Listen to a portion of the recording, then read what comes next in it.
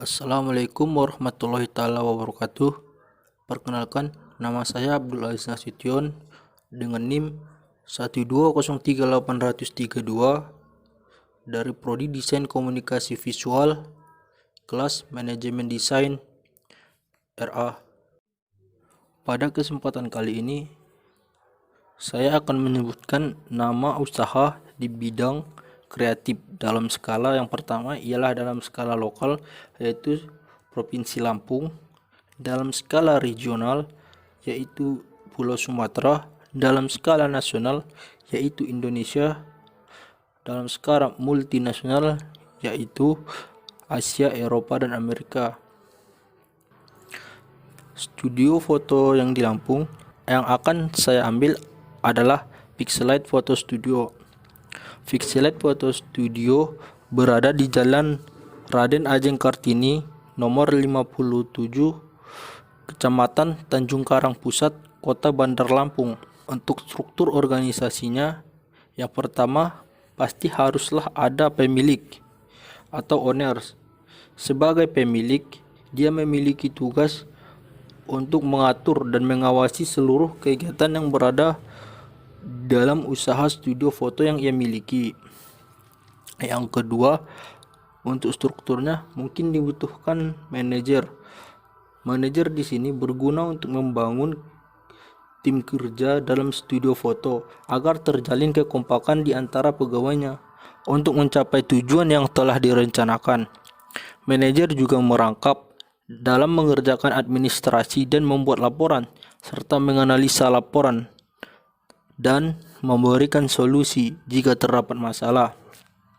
Yang ketiga adalah yang terpenting dalam usaha foto studio, yaitu haruslah ada seorang fotografer. Kali ini saya akan membaginya menjadi 3 bagian, yaitu fotografer utama yang tugasnya adalah memegang kendali pada kamera utama.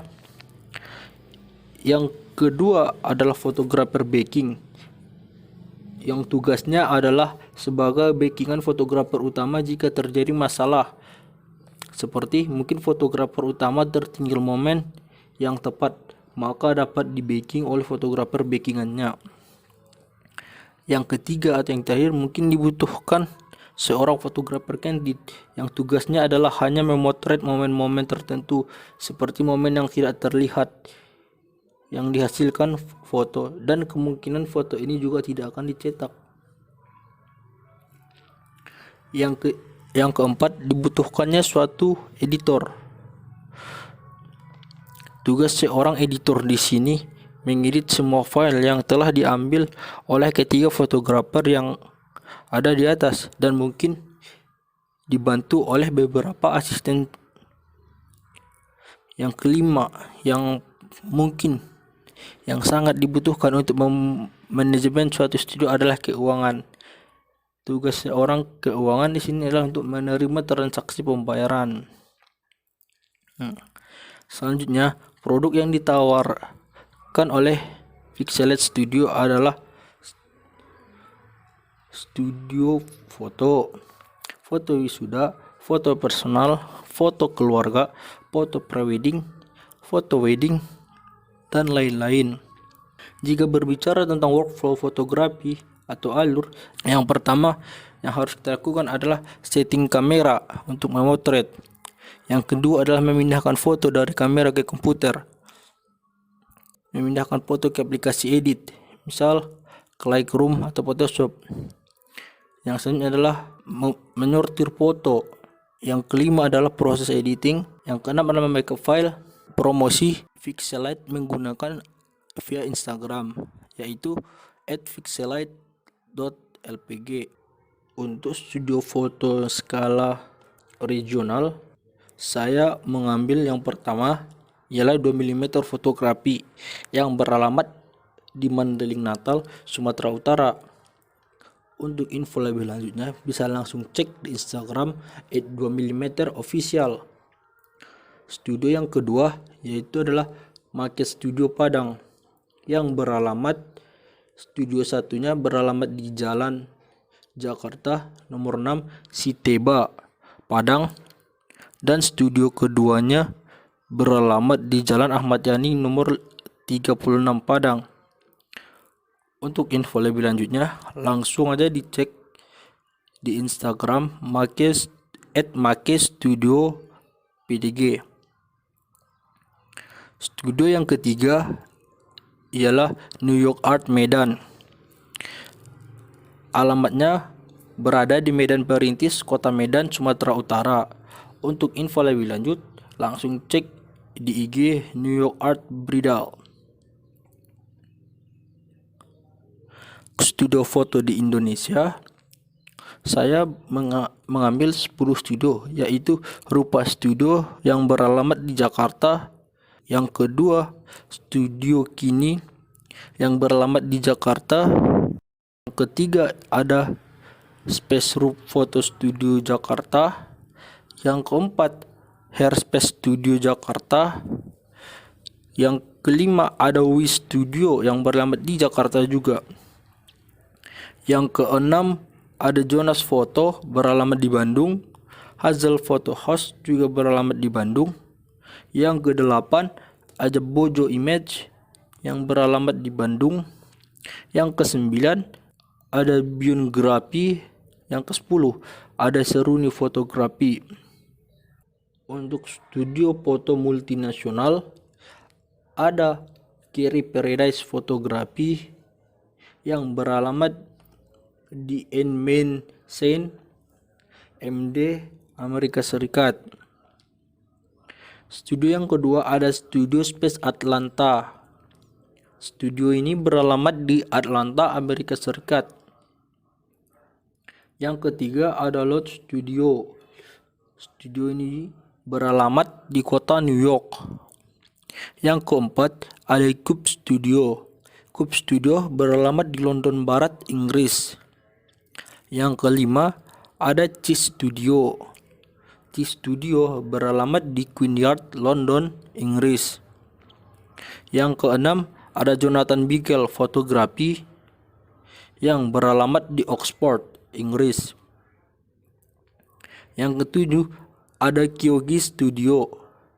Kyogi Studio berada di Milan, Italia. Yang kedelapan ada Studio Yamato Sakura yang beralamat di Jepang. Yang kesembilan ada Studio Nanairo yang berada di daerah Asakusa, Tokyo. Dan yang terakhir ada Elia Samari Studio. Studio ini beralamat di Switzerland. Untuk tugas yang kedua, saya akan menjelaskan aspek manajemen pada studio fotografi, agensi iklan, production house, percetakan atau printing, freelance, rental atau seller, atau creative product commodity. Langsung saja, yang pertama saya akan menjelaskan tentang manajemen usaha studio foto. Pada studio foto, yang harus kita lakukan adalah dengan memulai bisnis yang sederhana. Pada bagian ini, kita sama-sama membahas mengenai cara memulai bisnis dengan apa yang kita miliki saat ini. Yang kedua adalah mempersiapkan bisnis model yang tepat. Pada bagian ini, saya membayangkan bahwa untuk menjadi besar, kita harus tahu arah dan tujuan kita. Yang ketiga ialah sistem administrasi yang baik.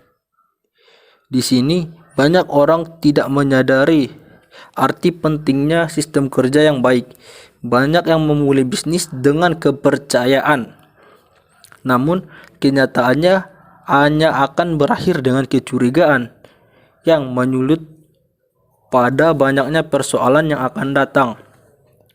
Yang keempat adalah sistem pemasaran. Memasarkan dan mengelola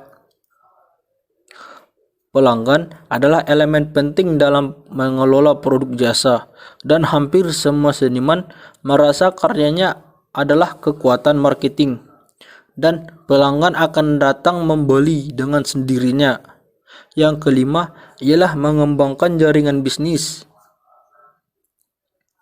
Pada bagian ini sebenarnya adalah bagian yang paling sulit dan tidak banyak orang yang berhasil, tapi selalu saja ada segelintir orang yang sukses.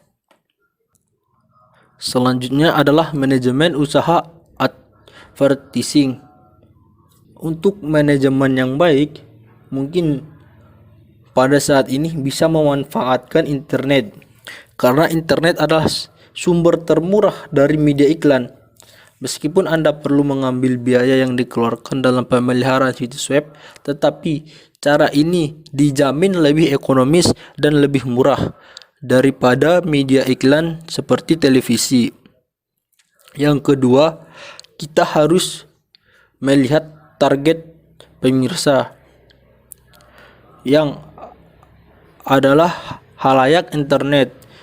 Saat orang dari segala usia menggunakan internet, dan dengan demikian iklan dapat dikirim ke semua orang yang mengakses internet. Yang ketiga ialah e-commerce. Salah satu alasan paling penting untuk internet adalah menjadi sukses besar adalah e-commerce. E-commerce berkembang dan memasuki usaha bisnis internet. Jadi pilihan untuk iklan online adalah salah satu pilihan terbaik untuk membangun usaha manajemen advertising. Selanjutnya adalah manajemen usaha production house.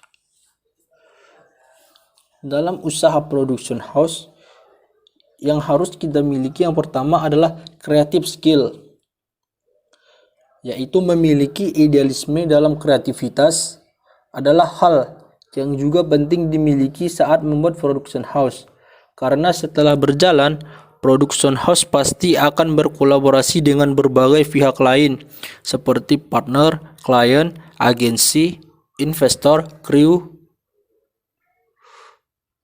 dan lain-lain. Untuk menjaga kualitas dari proyek yang dijalankan, production house harus memiliki idealisme dalam kreativitas. Yang kedua yang dibutuhkan dalam usaha production house ialah business skill. Business skill ini yang seringkali dilupakan banyak orang saat membuat sebuah production house. Kadang mereka terlalu mengutamakan hal creative skill saja dan mengesampingkan business skill. Padahal untuk membuat production house yang suitable, haruslah mengerti tentang bisnis. Yang ketiga yang dibutuhkan ialah connection. Untuk menjalankan production house, pasti perlu bekerja sama dengan berbagai pihak, baik partner, klien, agensi, investor, kru, dan lain-lain. Maka dari itu, perlu memperluas koneksi di berbagai bidang.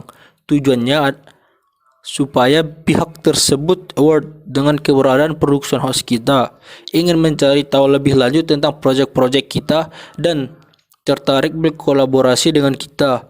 Cara memperluas koneksi ada berbagai cara, misalnya approach orang yang kita merasa memiliki potensi, datang ke acara-acara seperti film festival, festival desain, bisnis forum, dan lain-lain. Selanjutnya, kita akan membahas tentang manajemen percetakan.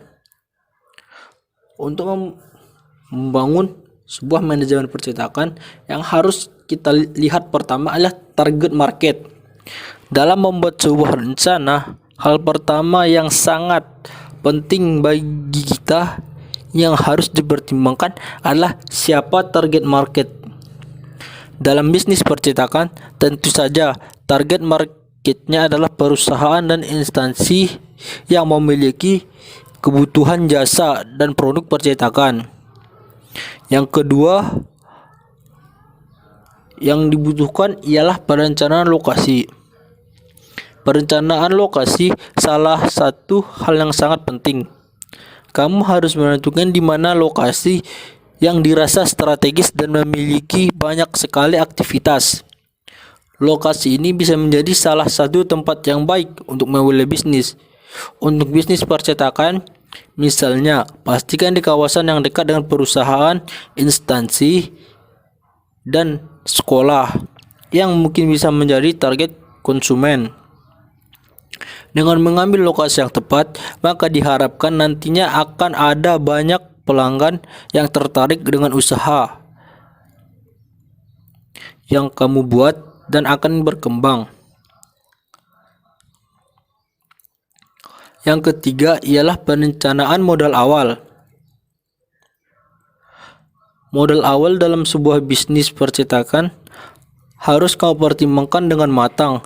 Apakah modal ini dari diri sendiri atau investasi dari orang lain, serta mempertimbangkan dengan detail mengenai biaya-biaya yang harus dikeluarkan di awal, serta perlengkapan apa saja yang memang dibutuhkan. Dengan demikian, maka kamu juga akan lebih mudah untuk mengatur keuangan dan mempertimbangkan pengembangan modal dengan tepat. Yang keempat ialah perencanaan strategi bisnis. Merencanakan strategi bisnis percetakan adalah salah satu hal yang tak kalah penting untuk strategi bisnis yang kamu lakukan. Setidaknya, kamu menyesuaikan dengan target market kamu sehingga promosi yang kamu lakukan akan sesuai dengan target market kamu. Promosi bisa kamu lakukan dengan berbagai cara, misalnya dengan brosur, banner, atau bisa juga memanfaatkan media online. Melakukan promosi sesuai target market akan memudahkan pelanggan datang ke outlet percetakan milikmu. Dengan demikian, calon pelanggan lain akan mengikutinya. Selanjutnya, kita akan membahas tentang manajemen freelance. Yang pertama yang harus kita lakukan ialah mengatur jadwal kerja. Kebanyakan freelance mendefinisikan pekerjaannya sebagai pekerjaan yang bisa dilakukan kapan saja. Padahal dengan pandangan seperti ini, kamu justru bisa kelelahan dan keteteran dalam mengerjakan berbagai pekerjaanmu. Oleh karena itu, seorang freelancer harus tetap mengatur jadwal kerjanya sendiri. Sebagai contoh, kamu akan lebih nyaman dan konsentrasi jika bekerja pada pukul 10 pagi hingga pukul 6 sore. Maka di luar jam tersebut, usahakan kamu tidak mengerjakan pekerjaanmu lagi. Yang kedua adalah membuat to-do list jangka pendek dan jangka panjang. Salah satu cara manajemen waktu bagi para pekerja freelance adalah membuat to-do list. To-do list adalah daftar rencana pekerjaan yang akan kamu lakukan dalam jangka waktu tertentu. Sebaiknya kamu menyusun to-do list jangka pendek dan jangka panjang. Dalam to-do list jangka pendek, kamu bisa menuliskan pekerjaan apa saja yang akan kamu selesaikan dalam waktu mungkin sehari atau 3 hari ke depan. Urutkan daftar tersebut dari yang paling prioritas. Sementara itu, di dalam to-do list jangka panjang, tuliskan beberapa proyek yang harus kamu lakukan mungkin dalam waktu seminggu, 1 bulan, atau 3 bulan ke depan. Dengan begitu, kamu punya arahan tentang apa yang harus kamu lakukan dan kamu selesaikan. Yang ketiga, ialah pertimbangkan jumlah proyek. Dengan mengambil banyak proyek, tentu kamu berpotensi mendapatkan uang yang lebih banyak. Tapi, manajemen waktu sebagai freelance yang baik tidak bisa selalu mengikuti itu. Namun, jika kamu mengambil terlalu banyak proyek, kualitas pekerjaanmu justru bisa tidak maksimal. Buntutnya, hasil pekerjaanmu bisa tidak sesuai keinginan klien, sehingga mereka kecewa dan berhenti mengorder kepadamu. Dengan begitu, kamu bisa lebih fokus memaksimalkan proyek yang ada dan memberikan hasil yang terbaik. Yang keempat adalah selalu evaluasi.